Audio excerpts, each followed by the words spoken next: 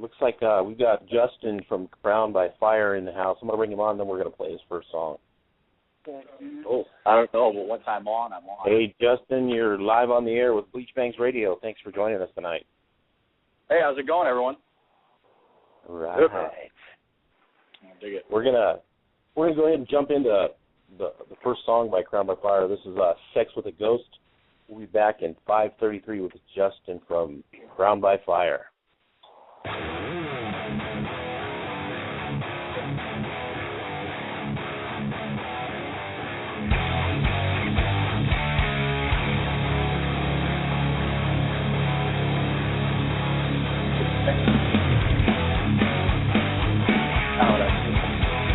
You guys take care. No, it's pretty too. Are you hot?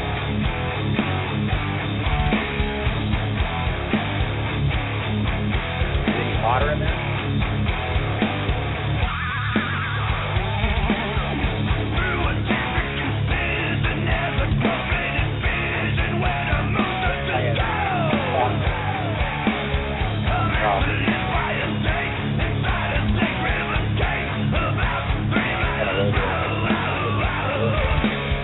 Bleach Bangs Radio, album.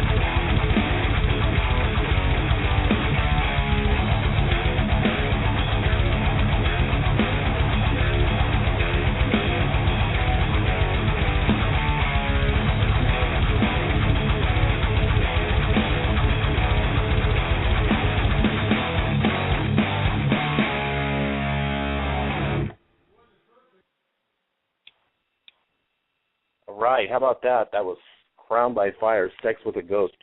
Justin, how you doing tonight? I'm doing good, man. How are you?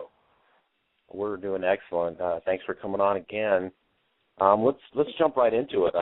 Why don't you tell us, give us a little bit of brief history about Crowned by Fire? Basically, it was something that I had another band going, and things weren't really working out with the vocalist at the time, and so we were looking for another vocalist, and a friend of mine, Jason Botch, is in a band called Potty Mouth. He's actually going on tour with the Mentors right now. They had he had suggested. I mean, I had ads out and stuff, and he had suggested to me. He goes, "Why not John from Trans Ultra?" And I was like, "Oh shit! I didn't even think about that."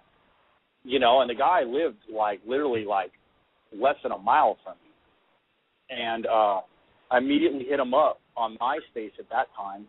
I immediately hit him up, and he was like, "Yeah, let's jam." We got together, and he had a totally different voice than what I was used to doing, because we were, doing like everybody else, like kind of the Pantera ripoff sort of deal. And, so it was like, I was able to still play the same type of riffs, but he had a different, he brought a different thing to the table. So it immediately worked. And, I got to say that I've said it on a bunch of different interviews, but he's really the heart of the band. I mean, I am too, but, he really, without him, man, I don't know if we would have made it this far. He really does a lot. And I've never really had that. I've always been the guy that's like trying to do this, trying to do that, and so when you find, for any musicians who are out there that are listening, they're looking for, advice on how to become, successful, at least in having a band that works. It's definitely all about finding that partnership and finding somebody that you can really work with, and that is willing to put in the time and the years that it really takes. And right. A friend of ours had told us a few years back, yeah, in 10 years you guys will be huge. And we're like, 10 years? Are you kidding me? We're looking at like next year, and we've been around for like 2 years, and now we're in at 7. Well, it's about to be 7. So, me and John have always said, we think that Bob is right. We think that, and he means, big, like full on. I think it does take a good 10 years, at least for a band of our style, to really prosper. And if you look in the history of time, any of the great metal bands, it's about the mark in which they really started to become big. Exactly.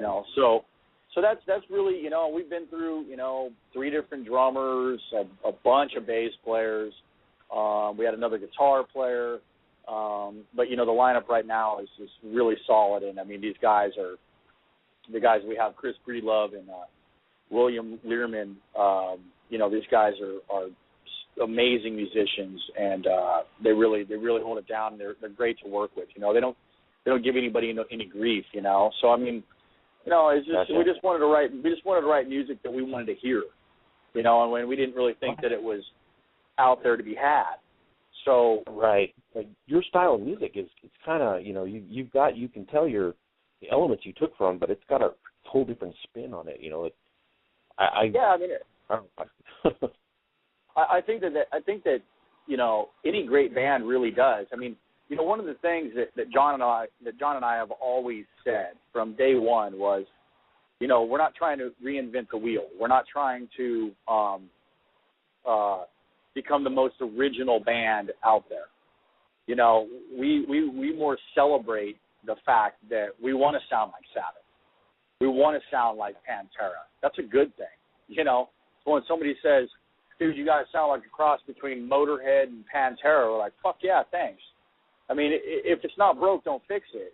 The gods have already written the rules and regulations. If you follow them, you'll be successful. So but then we end up sounding like our own thing anyway.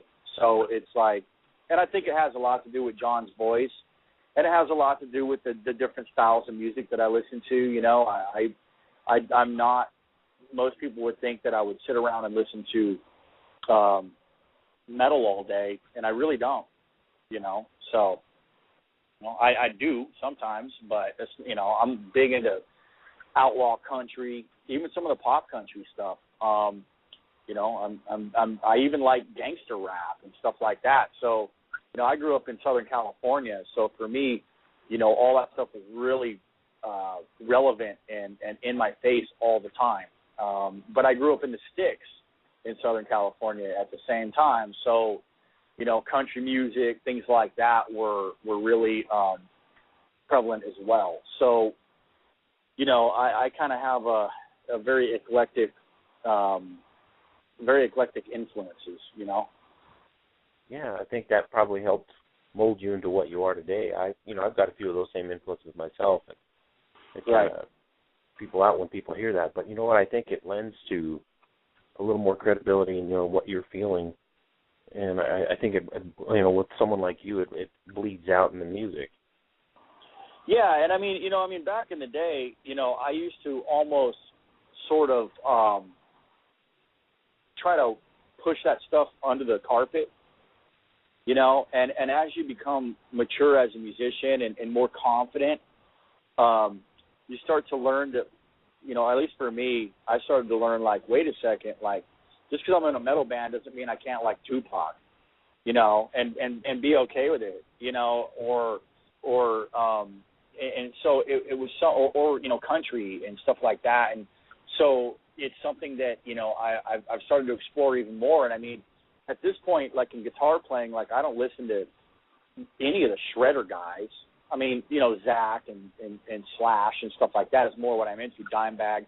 But those guys wrote songs, you know. So really, what I've done is I've dug real deeply into like the Beatles, Led Zeppelin, you know, all the classics, the Faces, and that's why I like country so much, because it's all about the song, and I think that's what's really catapulting us, you know, across. Is the songwriting. You know, I don't even care if there's a solo in the song. You know, some of the songs on Prone to Destroy don't even have solos because they didn't really need them, I felt. You know, and then I do get feedback from people going, you need to rip more. You know, you need to shred around more and stuff like that. So on the new stuff, I'm trying to, you know, push a little bit more, but only where it's needed and only when it's needed, and so, you know, I think that's really important to me. I mean, if you listen to a Pantera record, you know, let's just take them. You know, I mean, those songs are so strong. Those could be, you know, they're anthems. You know, and so that's where I think really the key is. You know, is just write anthems. You know, and if you're able to shred over the top of them, more than great. But if not, then don't worry about it. You know, so yeah, I'm more concerned with Crown by Fire as a whole than I am as myself as a guitar player. You know, that shows through in the music. And speaking of that, how about we play "Witch in the Window," which is the song that hooked me. Yeah, without a doubt. Perfect. This is Crown by Fire, "Witch in the Window." We'll be back in 5 minutes, 19 seconds. Check this out.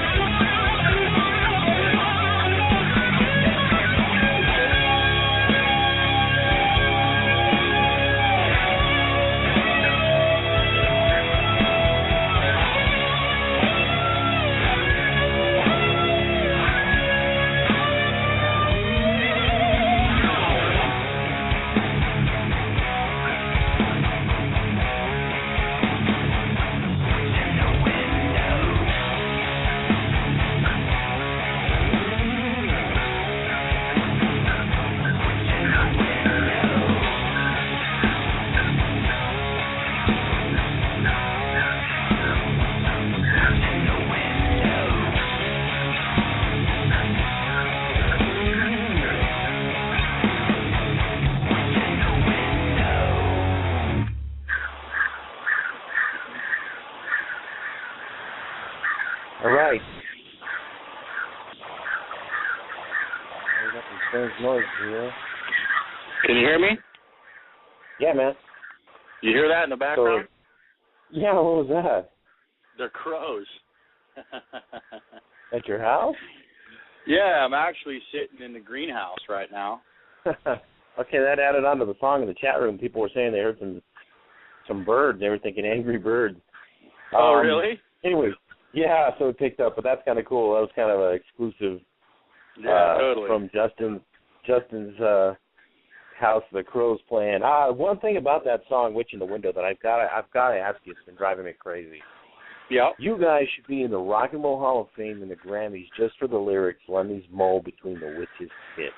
Where did that come from? You know what, man? John is an amazing lyricist. And every other band I've ever been in, I always, kind of got involved with the lyrics because it was something that, I would be like, that's not really good enough. I liked writing and stuff like that, and I'm really good with words in English. And but with John, I've never changed a single line, ever. The stuff he writes is unbelievable. And so it's like, sometimes I'll have a little bit of say, rhythm-wise, or how he should, stick or move a particular line, or how he should lay it down. But as far as lyrically, it's just like he just comes up with crazy shit. He's really into, Lux Interior from the Cramps, Ozzy, Sabbath, Lemmy, all the great lyricists. And he's into some really awkward stuff as well. And so he just, he's able to pull deep from the underground, and from the guys that really are true lyricists. And he blows me away every time we come up with something new. Every single time. We just wrote and recorded a song in 5 minutes the other day. Wow. And not 5 minutes, 5 hours. And the lyrics that he laid down gave me chills. It was just like, wow, really? It's just, here's another one, and then there's another one. He's a factory, and so it's just like, I can't really answer where he got it from, but he's just got a knack for it, man. And so I have confidence in him that he's always gonna come out with the killer shit, and he does every time. That killed me. I told people, man, you got to hear this. You got to check this out, and that's that's how it hooked me. That's how I got people listening in on you. And speaking of your new stuff, you got a new record in the works, right? Yeah, we do actually. We do. And I heard a rumor that you recorded that at some cool place. Yeah, well, we haven't recorded it yet. What we're doing right now is we're doing the pre-production for it at CMC 21 Studios, which is my friend Chris Collier, who's a musical genius himself, and we grew up together. And, the guy can play any instrument, and just shred. He's one of the most amazing drummers on the planet. He could be in Meshuggah, any of that kind of shit. And so he just picked up Pro Tools and production and how to do it all. And, he's a monster. So anyways, we're doing all the pre-production stuff there, and so that we know exactly, so we have all our ducks in a row. But but we're actually recording the record up at Zach Wild's Black Vatican. I'm really good friends with Zach, and I actually used to be his guitar tech, and years ago, and we've become really close friends ever since. I'm like a mile from his house right now. He moved to the town that I grew up in, and we talk all the time. When he's home, we talk every day, and so he offered up his brand new studio. He was like, why don't you guys come up here and knock this record out? So, that's going to be huge, so I'm actually going to be playing through all of his gear And one of the Les Pauls that I play was actually a gift from him. So I have one of the guitars from his massive guitar collection that was given to me as a gift. So, yeah, so all the new shit will be played through everything that they did Order of the Black on. That's what this record will be done on. All the same gear, all the same shit. So, kind of a big boost. I read something that Sterling might be working on it too, right? Yeah, we're talking about having Sterling Winfield come in and produce it. He obviously did Far Beyond Driven and Reinventing the Steel. So, I mean, when you got, Pantera's guys and Black Label's guys, we got Adam Klump, who did, engineered Order of the Black. We got Chris Collier, and it's a dream team. I mean, when it comes to music like ours, man, I mean, you could not dream up something more perfect. And it just goes to show that, it's the power of positive thinking. You put an idea in your head and you stick with it, and you just don't stop. And you just lay it all on the line. Shit's gonna happen, man. You build it, they will come, and it's living proof. They will come to you. If you're good enough. I think you can be good enough. If you put in the hours and the time and what it really, really, really takes, and that's being willing to, risk it all and put in the hours, to practice. And I think some of it's natural as well, But yeah, man, it's all going down. So we'll be doing that, and I believe in July when he gets back from this Ozzy and Friends tour, and we'll be going up there and knocking this out. So that sounds good. What comes around goes around. You guys put like you said, you put your time in, you put your effort in, and it comes back to you guys. And one thing that I got to say about about you guys to the fans is help these guys keep rolling, get out there and the band makes their money off of selling records and merch these day and age, and it's through the fans' support that they keep giving us good music. Without the fans, you guys, the days of the big record label with millions of dollars are gone. And so pretty much up to the bands trying to fund themselves, and you guys get out there and see these shows and buy the merch and try not to get stuff for free for these guys, because this is their lifeblood. Yeah, I mean that's everything. I mean, it really is, and it's hard to get exposure these days, without a major or a big label, and so it's like, it really comes down to the fans. I mean, like the more poppy bands, they still sign them. The bigger labels will sign them and stuff like that. Some of the problems we've run into is like it's either they want to sign like death metal bands, or they want to sign like pop rock bands. And the thing about us is it's like no matter where we play, we've never played a gig where another band was similar to us in style, So we kind of, it's sort of like we're just sort of this odd duck. It's just kind of sitting there, and so, it would be a lot easier for us to, write songs that were, I don't know, more pop oriented, but then that wouldn't really be us, I mean, it's that'd be compromising who you are and what you're trying to do. Yeah, but I mean, at the same time, though, I like some pop music, I mean, I think that there's something to it. I think that there's something to be said about a good hook, so, I try to incorporate that as well, but, I mean, I think that you can be really heavy and have great hooks all at the same time. I mean, Pantera did it, Metallica did it, the biggest bands in the world, that's what they do. It's the bands that, try to be super obscure that don't.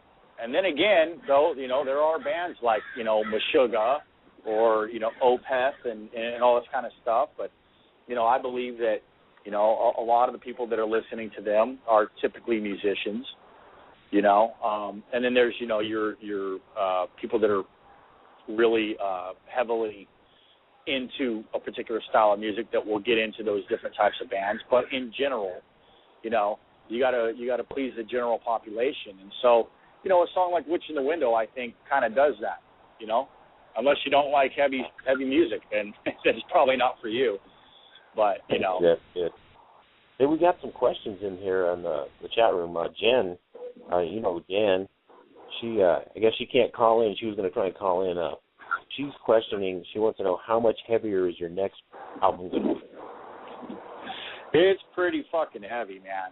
I mean, it really is is a very heavy record. It's something that, you know, I definitely wanted to maintain the heaviness. You know, this new one that we just wrote is, I mean, it stomps serious ass. Nice. You know, but again, it's got a real heavy hook in it too. You know, there's, it's definitely as heavy as Prone to Destroy, if not more. You know, but I think that we're cutting the fat a little bit. You know, the 8-minute songs like I Am the Crime with 15 guitar parts and shit. You know, we're kind of steering away from that a little bit. But at the same time, you know, if something like that is just naturally born, then, you know, hey, let it be, because it doesn't matter anyways. I mean, everybody's downloading everything anyways, and the only time it's going to get played on the radio is, you know, stations like yours, because the major market radio and all that stuff, they don't play heavy music anyway. So, you know, it doesn't really matter anymore. So, you know, we just go with whatever's natural, and heavy is natural to us. So, you know, I got one in the works right now that's blisteringly fast, more along the lines of like Slayer, you know what I mean? So I think that our fans want to hear that shit, you know? So, absolutely. You know, we do a lot of the power groove stuff, but, you know, I'm a fan of the really fast stuff as well. So, you know, we'll see how that works out.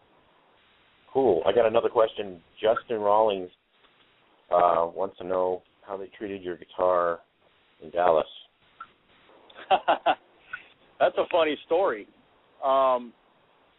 We went down and played Dallas with Die Hard Till Death, doing In the Pit for the Pit 2, which is a fundraiser for homeless pit bulls. And my buddy Stevel, he's got a big part in all that, and he puts the show on every month. Anyways, or every year. Anyways, I was on tour with Danzig, doing the Legacy tour with the Misfits and Sam Hain, and I was out there with Tommy Victor and all those guys, and Johnny Kelly from Typo, and we I was on tour, so the guys had to fly all of my shit down to Dallas, and I was already in Dallas because we had done the Fun Fest with Danzig in Austin the weekend before, so I just stayed down there. So anyways, you know, I told the guys, you know, this one particular guitar is a guitar that, you know, Zakk Wylde gave me. I'm like, you can't lose this guitar. You can't lose anything. And, you know, airlines are notorious for bullshit, you know. Yep. And it was actually with Southwest Airlines, and I got no problem saying it because they were actually filming it with their phone so that they could show me that the transfer from one flight to the next actually happened and all the gear went on the belt. And this dude's pulling it off the cart and chucking my guitars up on the damn up on the belt. And so and he like broke one of the cases on one of my other Les Pauls, and then that night in Dallas, I broke the string on that Zakk Wylde guitar, and I broke the string, and every gig that we've played since, I've broken the same string at the same time. Now I do setups, and I do lutherie, where I work on guitars, so I know how to fix this stuff. And I've attempted 4 or 5 different times to repair the situation on the bridge, and I keep breaking it. Matter of fact, just today I did it again, where I you know, filed out to make sure there wasn't any burrs. So, and I contacted them, and they just kind of gave me the runaround, and it was a big hassle. So, yeah, that's what happens. So if you're a musician, you're flying Southwest, be careful. Bring your guitars on board if you can. Right. So, yeah, that's, we got some, I guess we're having some problems with people calling in, but we at least got them on the chat room there talking about stuff, so that's kind of cool. And Justin just said that's how metal Justin is. He attracts pros and shit. Yeah, totally, man. That was a bit disheartening. They're sending me the stuff, and I'm like, sitting at my friend's house down there in Dallas, and I get a text, and I'm watching the video, and I'm going, you're fucking kidding me. They're just flying these guitars, through the air, and it's like, it's absolutely brutal, man. Well, since it seems like your guitar is cursed, how about we play I Spit on Your Curse? Yeah, without a doubt, man. Sweet. This is Crown by Fire, I Spit on Your Curse, back in 4 minutes, 23 seconds.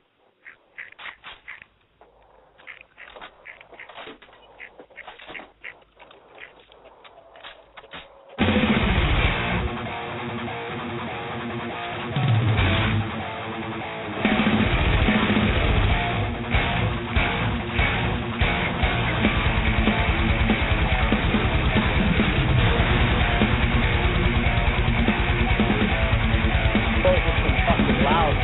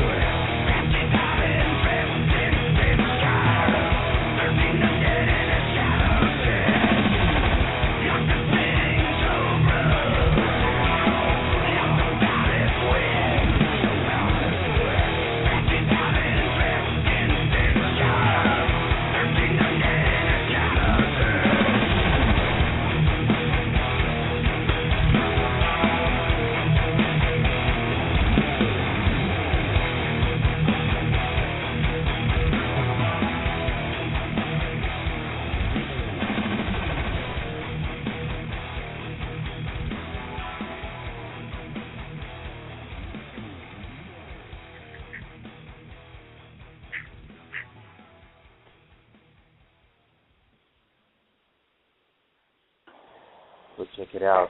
Around by Fire, I Spit on Your Curse.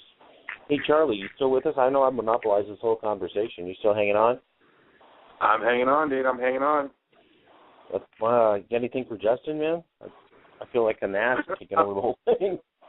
You pretty much covered pretty much everything. You've done a really good job. I've just been actually just enjoying the interview myself. I guess one thing I wanted to touch on real quick. It was very early on in the interview. Something Justin had said was about the hard work that it takes and the time that bands have to put in. And you said you're about 7 years in, right? Yeah, it's between 6 and 7, something like that. Yeah. No, and that's the cool thing. There's so many bands out there, and whether they have talent or not, they think as soon as they step on a stage for the first time that's it, they're rock stars, and they don't have to put any more hard. The first time they get that one gig, whether it's in a bar with 40 to 50 people, or on a bigger stage with 100 or 200 people or whatever. There's so many bands that it just immediately goes to their head, and they're like, well, we've made it. We're rock stars. We don't have to do shit anymore. We're just going to ride this out and check it out from there. But doing this radio show for the last going on 3 years, I've had the fortunate experience to talk to and to meet and hang out with a lot of really grounded rock stars, and I'll use the term rock stars. I hate it when people refer to themselves as that, but I look at some of you guys as rock stars because that's how I feel as a fan and a friend. But I've been very fortunate meeting a lot of grounded musicians and rock stars, through doing this whole thing, and it's really refreshing. And I was really glad that you mentioned that and touched on that because there's so many. It's like I said, and it's cool if the band is very talented, but they need to know that they need to keep working at that. It's just like anything else. It's like an athlete, basketball player, football player, whatever. You can't just ride on your talent alone. You've got to work. No. And, I think it's a cool thing. So I just wanted to touch on that, man. It was a very good point, and I definitely agree with that. Very, very much so. Again, I get, I get schooled and put in my place by, arguably the greatest guitar player around today, on a daily basis. And, he's constantly like, dude, it's, you've got to tour. You've got to do your merch. You got to push your website. Now you got to do this. Now you got to do that. Now you got to do this. Now you got to do that. What do you, you're not just going to get a record deal and it's, and everything's going to change. All anybody does anymore is distribution deals anyways. There's not really such thing as tour support. There is to a certain extent. It really depends on what you have going on. But, really the key is pushing yourself on the internet, being friendly with people. And it's like, it's that's really where the key is. If you're, if somebody writes you whatever and you're a dick about something, like you gotta, they're not gonna follow you. And right now it has everything to do with the fans and nothing to do with, a financial group that, may or may not be back to supporting you. So it's like, it's just one of those things that, you really have to stay as grounded as possible. And again, when I hang out with that dude, it's all about, his family, you know what I mean? And just, hanging out, being as kind as you can to everybody, and just not having that dickhead, I'm better than everyone thing, and here's on the opposite side of things, when you're talented, even if you can be as nice as you can possibly be to everybody, and there's always going to be somebody who, there's always going to be people that are going to try to drag you down because you didn't answer something the way that they thought you should, or you didn't shake their hand because you didn't know, or whatever the case may be. And so to try to counteract that kind of stuff, you know, you just got to be super aware of it at all times, and just, you know, really try to extend yourself and really try to just be as available as possible. And that's hard to do sometimes, you know. I mean, I've got 2 kids, you know, I've got all kinds of shit going on, and, you know, I some days are worse than others, you know. Some days I get blown up like crazy, and other days, you know, it's just like a ghost town. But, you know, I try to answer everybody's questions and you know, respond as quickly as I can to, you know, I mean, especially in person, you know, people want to hang out and talk. But I do got to say, for the fans out there, remember that, you know, these guys, they've got shit they've got to do. They're being, you know, torn, you know, 25 different ways at all different times. So, I mean, imagine having a full-time job, kids, everything that everybody else has, and then a whole nother life on top of that, where you're, you know, right. supposed to, you know, you're supposed to be able to accommodate everybody with answers and handshakes and so on and so forth. And, you know, you got your manager going, dude, I need your ass inside. You're like, hold on, I don't want to cut this guy off. And, you know, it gets really confusing. But, I mean, all you can do is just try as hard as you can. And I think that if you do that, I think in the long run, you know, it pays off and it'll show. And, you know, it's all about the fans, man. It really comes down to it. Without the fans, you can be the best fan in the world. It doesn't really matter, you know. Yep. Nobody's out there if you don't have the fan base that keeps growing and people telling other people.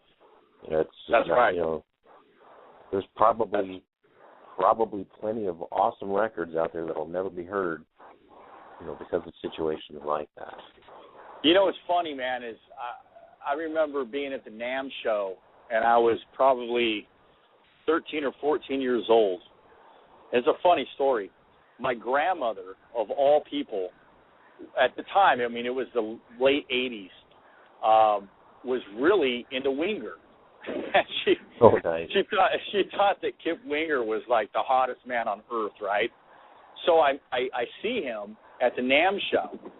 So I wanted to get my grandmother a autograph, and the dude totally blew me off. Wow. And I was like, what a dick, you know? I mean, whatever, you know, it's probably different now or whatever, but I always remembered that, you know what I mean? And so it's like, you can't do that. You got to, I mean, that's what you're there for, dude. You know? Yep. I mean, you signed up for it, you know? Don't complain, man. Right. You put yourself into that situation. Yeah, and, you know, one thing I got to say about you guys is you're grounded. Well, yeah, I mean, we try to be. If we weren't, you know, the powers that be would kick the shit out of us, you know. You know what I mean? They you know, I'd catch a lot of flack from very important people if I wasn't. Yep. And so, you know, that's where, you know, it's a very fine line to ride too, because sometimes it's sort of hard to deal with that, you know, in certain ways.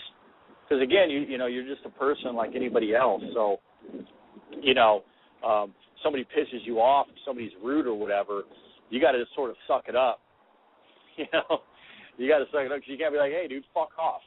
You know, because that's gonna carry on for a long time, a lot longer than you even realize. You know, so you got to be grounded, you got to be cool, and you know, you're gonna run into this issue or that issue, and you know, it's just the way it is. So let's talk about where they can get your records. Let's talk about your website. Talk about that kind of stuff. Tell us where it's available. It's on iTunes. It's on Amazon. It's on CD Baby. It's on basically any of the companies that are open for digital download. You can buy physical copies on www.crownbyfire.com. You can buy physical copies from our record label, Digital Media Records, at obviously digitalmediarecords.com. And you can pick them up at our shows. And so the new one, we haven't really decided yet how it's going to go out and how exactly we're going to deal with it. But that's where you can pick the records up at. And, we definitely, we have merch on there. We have, shirts and girl shirts and patches and stickers and all kinds of stuff. And support the band. Yeah, please do. I mean, it's everything. I mean, that's how we're financing this thing up at Zach Wild's, I mean, even though he's given us, the place, we still got to pay for the engineering costs. And then the duplication, we're not making money off of this. It costs us money. It costs us money to play a show. Yeah. I understand that. And that's where the, being in this radio show and stuff a lot, and I go to a lot of shows, I personally support the bands. I buy my merch, people. I buy a shirt, the shirts I wear, the CDs I get. They offer them to me out of kindness, and I'll tell them, no, let me buy it. Because I know that's their bread and butter. I know it costs money to go tour, and they're not making money off the gigs. The money's coming in from merch sales, and that's how we've got to support. Yeah, I mean, even on the big scale of things, on the biggest bands in the world, man, I know for a fact that a big band, used to go platinum, which is 1 million copies, back in the day, and nowadays, a big band in their first week, they'll sell 30,000, 40,000 maybe. Yeah, so I mean, platinum isn't even a term anymore, So, it just doesn't exist. So, really, it kind of works more now like a TV show, in the sense that, the better your TV show is, the more the more pricey the commercial spots are.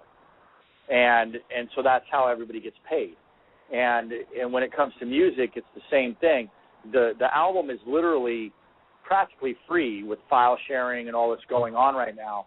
So the only way that anybody's making any money, or the only way they put fuel in the tank in the bus, or they lease the bus, or the guys even eat, or go home with enough money to pay their bills and feed their kids, is through the fans, through the merch.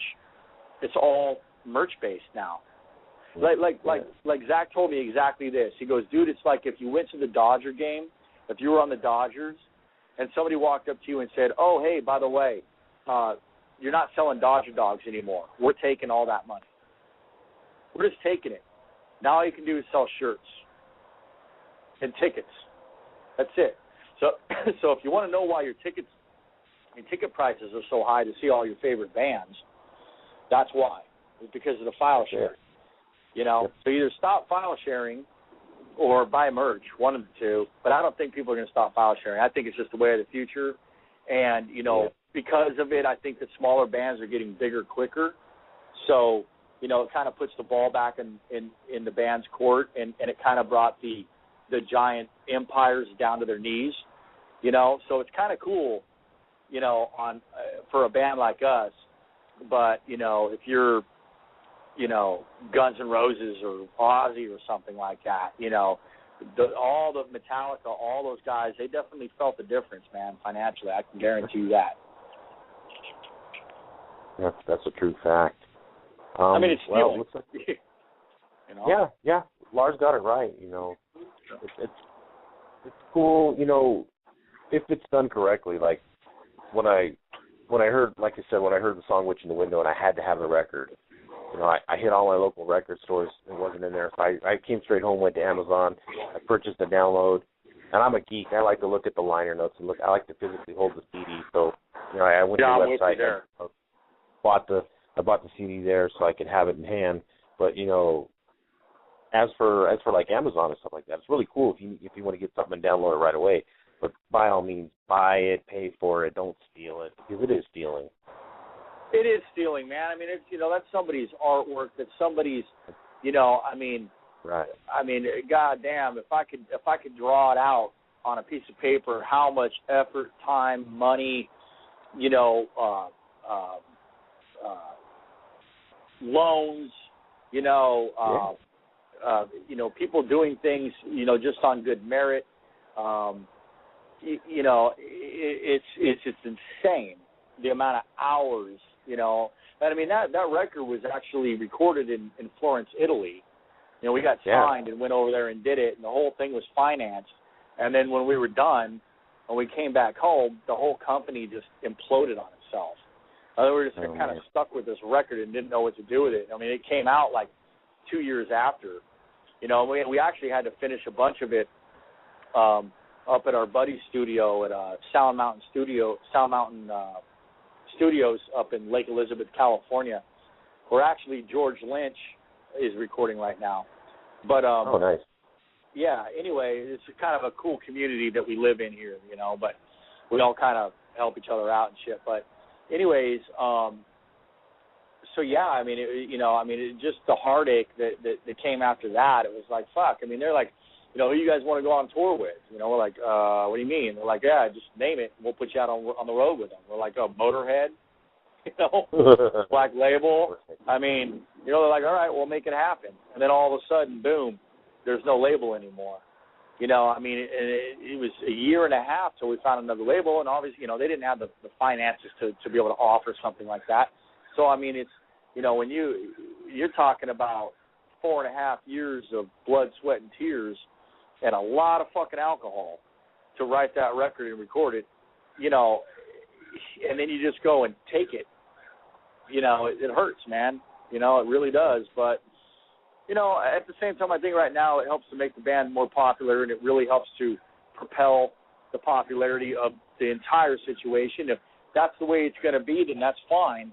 But, support us, come to the shows, buy the merch, because that's how bands make it these days, so. And that's how Bleach Bangs, that's one of the things we try to get across to people is that.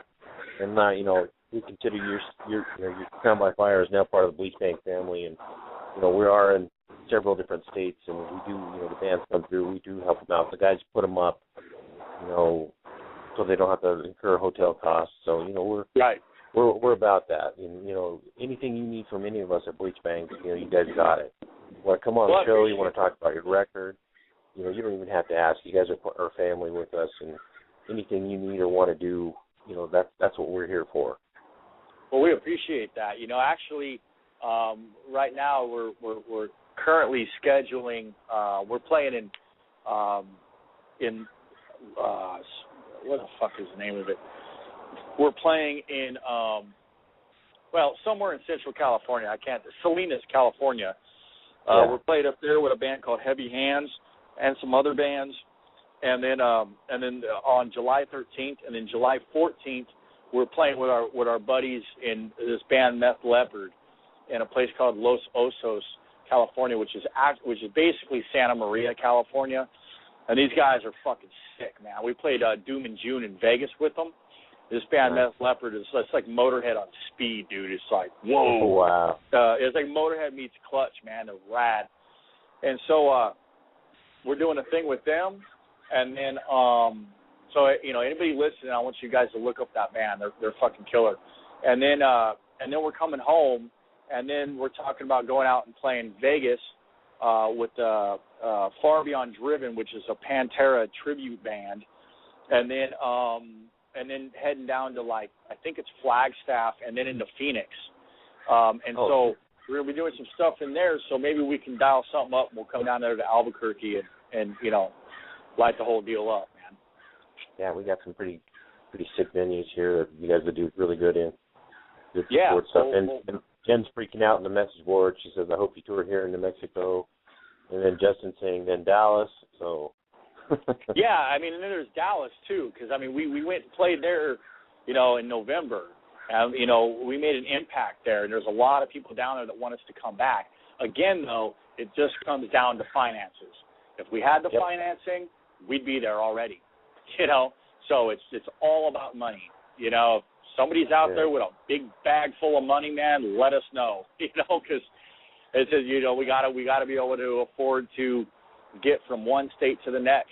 And, we've all got jobs and stuff that, we've set ourselves up in situations, where we can go and do stuff like that, but it's we're not looking to make $1 million doing it. We're just looking to be able to pay the fuel costs and be able to eat and be able to get back home, and that's, it can be quite pricey when you really break it down. So, but I think that if we continue to do things like that, there's been some big labels that have been looking at us and stuff like that. So, there's some things that I'm not really allowed to talk about at this point. Right.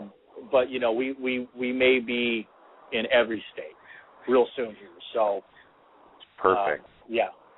So definitely, I can't wait to do that. Anything you need, count on us. We'll be here for you, and we'll help get the word out. And your fan base is good. I got people telling me go to Seattle. So you know what? We anyway, played Seattle. We went up and played Seattle with Witchburn. We did a couple of gigs up there. Yeah, man. Yeah, we played up there with them in Magnuson Park.